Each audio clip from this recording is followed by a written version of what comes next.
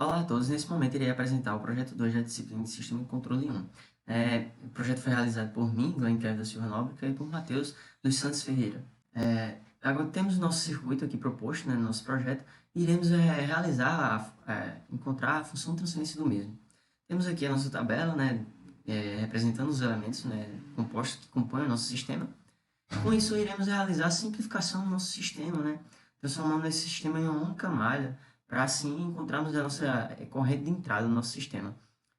Aqui está a nossa expressão, né, da nossa impedância equivalente do nosso sistema, a mesma aplicada aqui, né?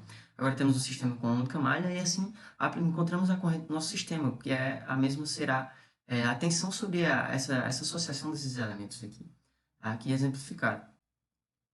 Com isso, temos que a substituição, né, da nossa impedância equivalente, mais do nosso R1 aqui, que os mesmos estão em série, né, temos uma única malha. Para realizarmos uma simplificação de início aqui, multiplicamos tanto em cima como embaixo por esse termo para eliminarmos o mesmo. E assim, ficamos com um sistema mais simples de realizar os cálculos, como visto aqui. Agora encontramos, né, aqui a nossa expressão para a nossa corrente de entrada, e agora iremos encontrar agora a nossa corrente I2, e a mesma realizaremos pelo princípio da divisão de corrente, ou seja, né, temos aqui que a nossa corrente I2 vai ser o quê? Vai ser a tensão de saída, né, por esses elementos aqui nesse ramo. É o que nos interessa para acharmos uma relação entre a tensão de saída e a tensão de entrada.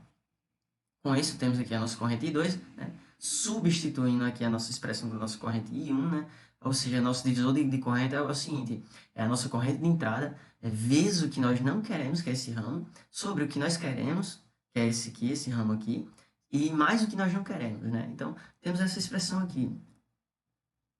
Ou seja, ao substituirmos a nossa corrente, né, de entrada, podemos cancelar esse termo aqui do denominador com esse termo no numerador, né? E assim, realizando as simplificações dos cálculos, né, chegamos aqui a um modelo já da nossa função de transferência, a relação entre a tensão de saída pela tensão de entrada. E com isso partimos aqui, né, da aplicação dos nossos elementos, né, a nossa função de transferência, aqui os valores dos mesmos, né, substituindo aqui no geral, encontramos aqui, de fato, aqui a nossa função de transferência do nosso sistema em malha aberta. Né? O mesmo pode ser representado aqui por diagramas em blocos. E agora calcularemos, né, o ganho K para um overshoot de no máximo 10%.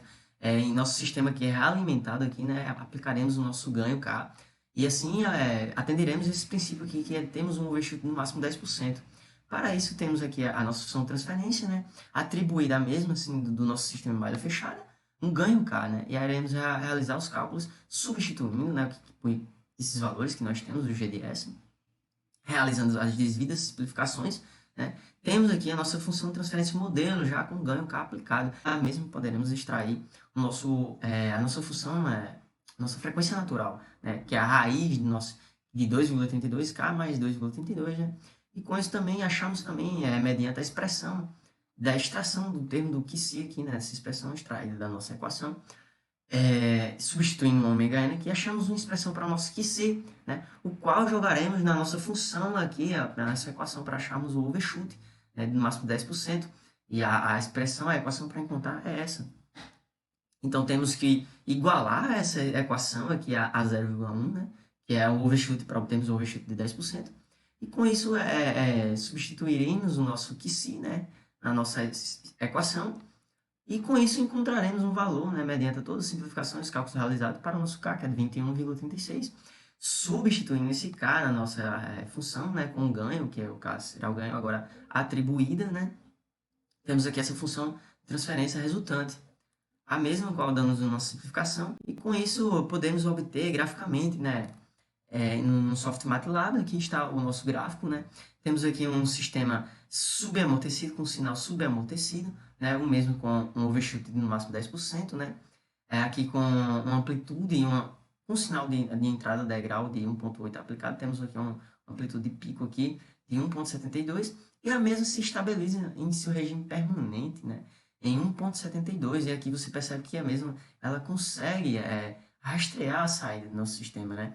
E é uma função que apresenta polos complexos conjugados, dois polos complexos conjugados.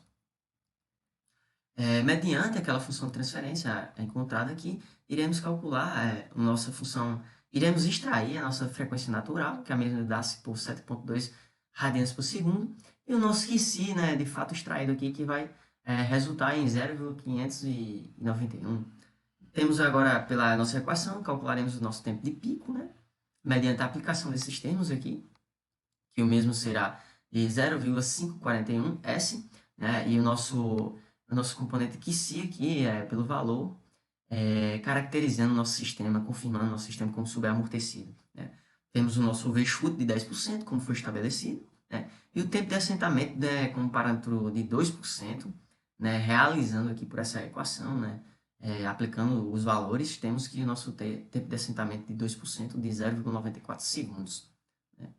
Com isso aqui agora iremos calcular os nossos polos complexos, a imagem fechada, mesmo são conjugados, né, aplicando todos esses termos aqui que calculamos nessa equação geral aqui, para encontrarmos os nossos polos. Temos aqui que nossos polos deu-se por menos 4,258, mais ou menos 5,809, né, polos complexos. E nossos polos em malha aberta, né, como foi pedido, né, nas premissas do nosso projeto. Né.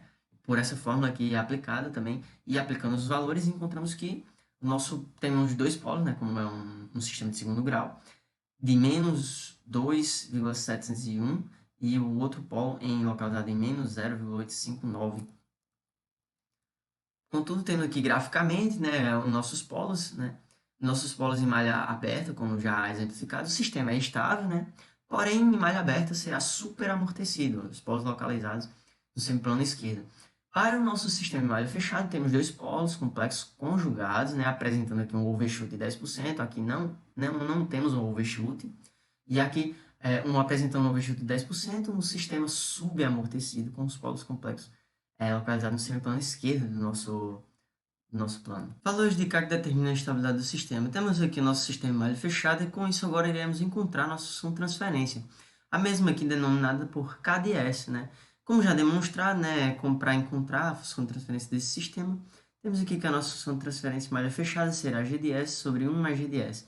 Aplicando aqui os valores, os mesmos, né, realizamos essa primeira simplificação, que é a multiplicação desse denominador, multiplicando aqui e dividindo pelo denominador, como está exemplificado aqui embaixo. Novamente podemos realizar uma outra simplificação, né, mantendo essa fração daqui de cima, multiplicando pela inversa da embaixo, como está colocado aqui. Temos aqui que temos um termo, uma expressão igual, tanto no denominador como no numerador. Podemos cancelar, encontramos aqui a nossa função mais enxuta, né, para trabalharmos aqui o critério de Huff-Rubens, né, o qual nos determinará a estabilidade do nosso sistema, e com isso trabalharemos com o mesmo. Agrupando aqui os valores, né, temos um polinômio de segundo grau aqui, agrupando os termos que estão multiplicando os S aqui, temos o seguinte: nosso critério de Huff-Rubens. Temos o termo aqui que multiplica o S quadrado, o que multiplica o SA1, o S a zero. Temos aqui uma lacuna que é preenchida com o valor zero, né, mediante a metodologia do critério. Com isso, multiplicamos essas duas diagonais menos a multiplicação dessas duas diagonais sobre essa expressão. Né? Isso nos dá o termo A, né, o termo que iremos trabalhar aqui para encontrarmos o valor K, né, para trabalhar, identificarmos a estabilidade do sistema. Então, tendo essa expressão aqui final, né, consideramos o nosso K como maior do que zero, e com isso igualamos aqui, encontramos uma equação, né, fazendo a aplicação da simplificação aqui matemática, encontramos que o nosso K é maior do que menos 1. Né?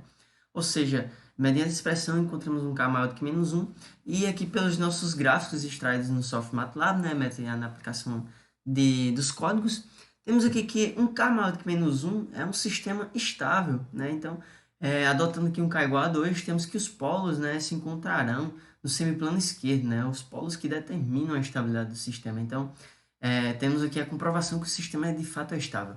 Um K menor do que menos 1, adotando um K aqui igual a menos 2, temos aqui que temos um polo no semiplano esquerdo, contudo temos um polo no semiplano direito, né, provocando a instabilidade do sistema, um caso indesejável para o sistema de controle, levando a danificações, né, mediante ao funcionamento do sistema.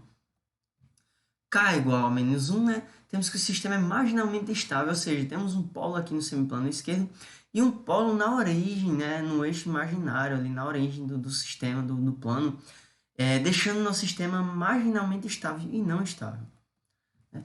Contudo, aqui vamos calcular agora o erro em regime permanente, de no máximo 10% premissa aqui do nosso projeto, e para isso calculamos agora a nossa função com relação ao nosso erro, ES, né, para aplicarmos aqui a equação do erro em regime permanente, que é o limite de S tendendo a zero de S vezes E de S, né?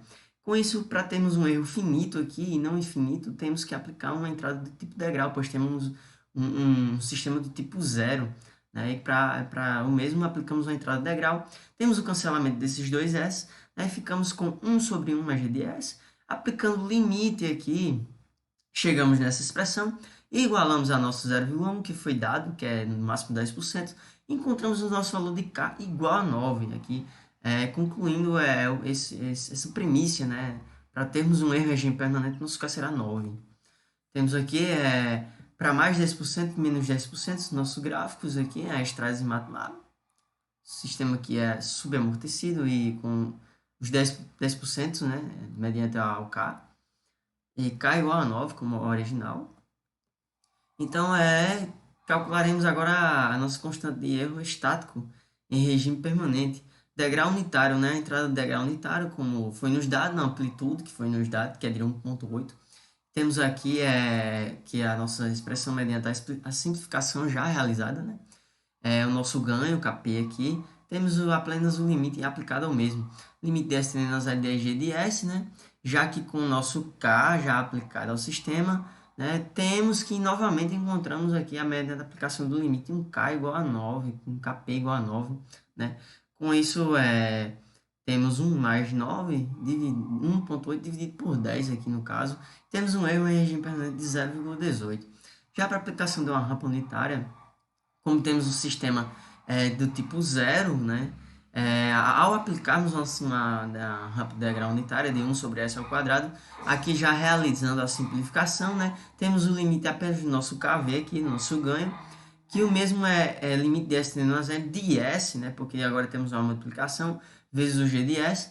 Com isso, temos esse S multiplicando aqui em cima, né? E aplicarmos o limite aqui, todo esse termo, né, do numerador será zero. Com isso, teremos um zero dividido por qualquer valor, teremos um zero no nosso KV. Né? Portanto, o nosso regime permanente, como vimos, é 1 sobre KV, né? E 1 sobre KV, que o KV é zero, é infinito.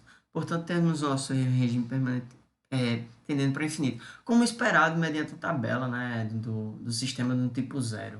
Com isso, concluímos o nosso projeto, né, e atendemos todas as premissas estabelecidas do mesmo, aplicando e fixando assim todos os conteúdos ministrados em sala de aula. E obrigado a todos.